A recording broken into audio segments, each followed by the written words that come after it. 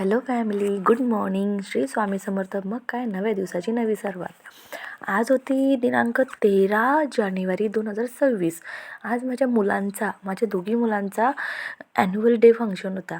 म्हणून त्यासाठी आम्ही सकाळी पटकन उठलो, चहा पाणी वगैरे केली आणि घरातली आंघोळी वगैरे सगळ्यांची झाल्यानंतर आम्ही सुरुवात केली मुलांच्या सुरुवात करायला. म्हटलं ठीक आहे, मुलांची सुरुवात करूया.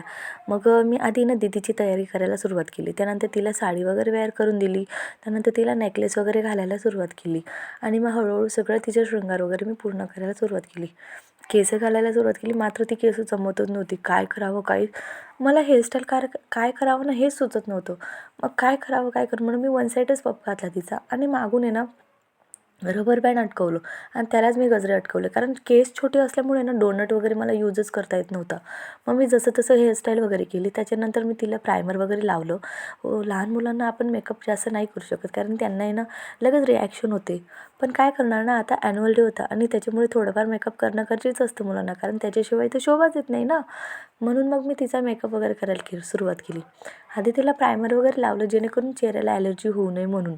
त्यानंतर मी तिला थोडंसं फाउंडेशन लावलं. तेही टॅप करून तिला पूर्ण चेहऱ्यावरती मी तिच्या फाउंडेशन अप्लाय केल्यानंतर म्हटलं चला आता काय करायचं.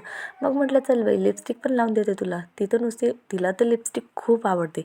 मग तिला लिपस्टिकही लावली. त्यानंतर तिला गंधकी लावली आणि तिला मेकअप फिक्सरने तिचा मेकअप सेट केला. तिची तयारी वगैरे पूर्ण झाली. त्याच्यानंतर मी तिला दादांसोबत शाळेत पाठवलं आणि मला लागले युगच्या तयारीला.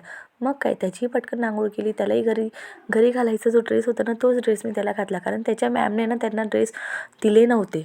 त्यांच्या मॅमने त्याला ड्रेस वगैरे दिले नव्हते, कारण मुलं घरी आल्यावर खूप वाईट परिस्थिती होते मुलांची. कारण की ते व्यवस्थित वस्तू ठेवतच नाही आणि मग ते रेंटने असलेलं ड्रेस व्यवस्थित आपल्याला जपून ठेवावे लागतात. म्हणून मग ते मॅडमने दिलेच नव्हते. मग मी शाळेत त्याला पटकन घेऊन गेली आणि शाळेतच त्याची तयारी वगैरे केली. त्यांच्या मॅम ही मुलांच्या सगळ्यांच्या तयाऱ्या करत होत्या, कारण बाकीचे पॅरेंट्स आलेले नव्हते ना, म्हणून.